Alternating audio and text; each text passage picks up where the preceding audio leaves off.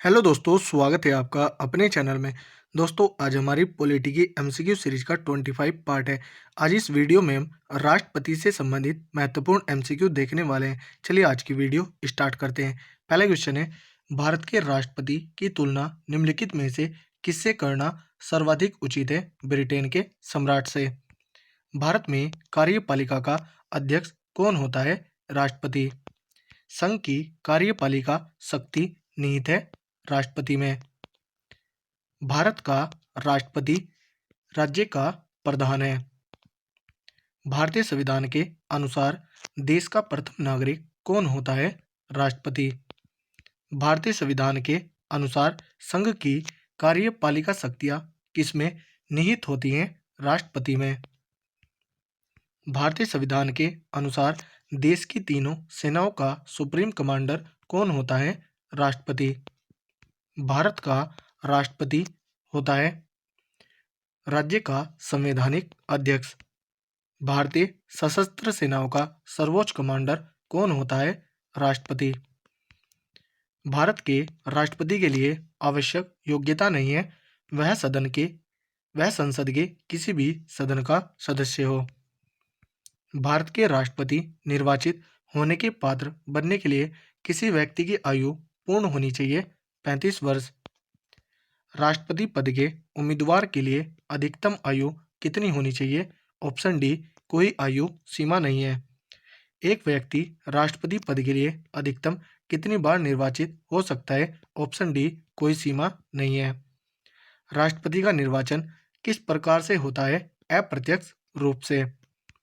राष्ट्रपति पद के निर्वाचन हेतु कौन सी पद्धति अपनाई जाती है? समानुपातिक प्रतिनिधित्व एवं एकल संक्रमणीय मत पद्धति। राष्ट्रपति पद के चुनाव संबंधी विवाद को किसे निर्देशित किया जाता है? उच्चतम न्यायालय को। राष्ट्रपति के चुनाव के लिए प्रस्तावक एवं अनुमोदकों की कम से कम कितनी संख्या होनी चाहिए? 50-50। भारत का राष्ट्रपति निर्वाचित होने के लिए निम्नलिखित में से कौन सी बात अयोग्यता मानी जाएगी? ऑप्शन डी, कोई लाभ का पद ग्रहण किए हुए हो। भारत में राष्ट्रपति का चुनाव किया जाता है एकल हस्तांतरीय मत पद्धति द्वारा। राष्ट्रपति पद का चुनाव संचालित किया जाता है निर्वाचन आयोग द्वारा। भारत में किसके चुनाव में आनुपातिक प्रतिनिधित्व चुनाव प्रणाली अपनाई जाती है? राष्ट्रपति के। राष्ट्रपति चुनाव संबंधी मामले किसके पास भेजे जाते हैं? उच्चतम न्यायालय के। किस अनुच्छेद के तहत राष्ट्रपति तथा उपराष्ट्रपति के निर्वाचन से संबंधित विवाद का निर्णय उच्चतम न्यायालय द्वारा करने का प्रावधान संविधान में किया गया है? अनुच्छेद 71। राष्ट्रपति पद के उम्मीदवारों को चुनाव प्रचार हेतु कितना समय मिलता है? 2 सप्ताह का। भारत के राष्ट्रपति का चुनाव कितने वर्षों के लिए होता है? 5 वर्षों के। किस अनुच्छेद के तहत राष्ट्रपति अपने पद ग्रहण करने की तिथि से 5 वर्ष की अवधि तक अपने पद पर बना रहता है? अनुच्छेद 56। राष्ट्रपति के चुनाव के लिए निर्वाचक मंडल में होते हैं संसद के दोनों सदनों तथा विधानसभाओं के निर्वाचित सदस्य। भारत के राष्ट्रपति के निर्वाचन के बारे में निम्नलिखित में से कौन सा कथन सही नहीं है? कथन देखते हैं। सभी राज्य विधानसभाओं के सदस्य निर्वाचक मंडल के सदस्य होते हैं, इसलिए उस समय राष्ट्रपति का निर्वाचन नहीं हो सकता जब एक या दो विधानसभाएं भंग हो। यह सही नहीं है। संसद के दोनों सदनों के सदस्यों का मत मूल्य सभी राज्य विधानसभाओं के संयुक्त मत मूल्य से कहीं भी अधिक होता है। यह भी सही नहीं है। कोई उम्मीदवार यदि मतों का बहुमत प्राप्त कर लेता है तो वह संविधायक निर्वाचित नहीं हो जाता। यह भी सही नहीं है। राष्ट्रपति के निर्वाचन के संबंध में यदि कोई विवाद हो तो वह सर्वोच्च न्यायालय के क्षेत्र अधिकार में नहीं आता है। यह भी सही नहीं है। तो ऑप्शन ही राइट आंसर होगा। उपर्युक्त सभी में से कोई भी सही नहीं है। भारत के राष्ट्रपति को उसके पद से हटाया जा सकता है भारत के संसद के द्वारा। भारत के राष्ट्रपति को पद से हटाने की प्रक्रिया है संसद द्वारा महाभियोग। संविधान के उल्लंघन के लिए राष्ट्रपति के विरुद्ध अभियोग कार्यवाही किसमें शुरू की जा सकती है? संसद के किसी भी सदन में। राष्ट्रपति को हटाया जा सकता है महाभियोग द्वारा। राष्ट्रपति पर महाभियोग किस आधार पर लगाया जा सकता है? संविधान के अतिक्रमण करने पर। राष्ट्रपति पर महाभियोग की प्रक्रिया किस देश के संविधान से ली गई है? अमेरिका के। भारतीय राष्ट्रपति को किस परिस्थिति में अपने पद से त्यागपत्र देना पड़ता है? महाभियोग लगने पर। कार्यकाल पूर्ण होने पर पहले भारत के राष्ट्रपति को उनके पद से कौन हटा सकता है? संसद द्वारा महाभियोग लगाकर। राष्ट्रपति पर महाभियोग का आरोप एक संकल्प के रूप में संसद के किसी भी सदन में लाया जा सकता है। यह कम से कम कितने दिन की लिखित सूचना के बाद प्रस्तुत किया जाना चाहिए? 14 दिन। सदन में राष्ट्रपति के विरुद्ध महाभियोग प्रस्ताव पास करने के लिए कितने सदस्यों का समर्थन चाहिए? सदन के कुल सदस्यों में से कम 2/3 सदस्य।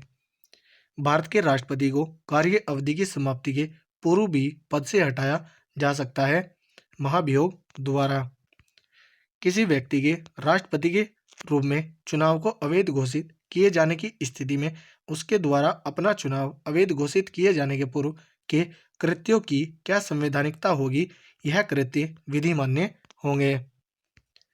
भारत के राष्ट्रपति को महाभियोग द्वारा हटाया जा सकता है, किंतु महाभियोग की प्रक्रिया को दोषपूर्ण कहकर आलोचना की जाती है। प्रक्रिया में कौन सा दोष नहीं है? राष्ट्रपति राज्यसभा के रिक्त स्थानों पर अपने समर्थकों को मनोनीत करके 2/3 बहुमत से अपने विरुद्ध महाभियोग पारित करने को असंभव बना सकता है। ऑप्शन सी राइट आंसर होगा। राष्ट्रपति को निम्नलिखित में से कौन पद और गोपनीयता की शपथ दिलाता है? भारत का मुख्य न्यायाधीश। राष्ट्रपति संविधान के किस अनुच्छेद के तहत भारत के मुख्य न्यायाधीश के समक्ष शपथ ग्रहण करता है? अनुच्छेद 60 के। मुख्य न्यायाधीश की अनुपस्थिति में राष्ट्रपति किसके समक्ष शपथ लेता है? सर्वोच्च न्यायालय के वरिष्ठ न्यायाधीश। यदि राष्ट्रपति और उपराष्ट्रपति दोनों देश से बाहर हों तो उस स्थिति में उनके कार्यभार को कौन ग्रहण करेगा? सर्वोच्च न्यायालय के मुख्य न्यायाधीश। यदि भारत के राष्ट्रपति त्यागपत्र देना चाहते हैं तो वह अपना त्यागपत्र किसे देंगे? भारत के उपराष्ट्रपति को। राष्ट्रपति के त्यागपत्र की सूचना उपराष्ट्रपति किसको देता है? लोकसभा अध्यक्ष को। भारत के राष्ट्रपति और उपराष्ट्रपति की मृत्यु की स्थिति में भारत के राष्ट्रपति के रूप में कौन कार्य करेगा? भारत के मुख्य न्यायाधीश। यदि मृत्यु, त्यागपत्र अथवा हटाए जाने की स्थिति में भारत के राष्ट्रपति का पद रिक्त हो जाए तो उस पद का कार्यभार कौन संभालेगा? उपराष्ट्रपति। जब राष्ट्रपति मृत्यु, त्यागपत्र, पदच्युत या अन्य कारणों से अपने कर्तव्य को नहीं निभा सकता तो उपराष्ट्रपति कितने समय तक राष्ट्रपति के रूप में कार्य करता है? ऑप्शन डी 6 माह। तो दोस्तों, यह थी हमारी वीडियो। अगर आपको अच्छी लगी हो तो कमेंट करके जरूर बताएं। धन्यवाद।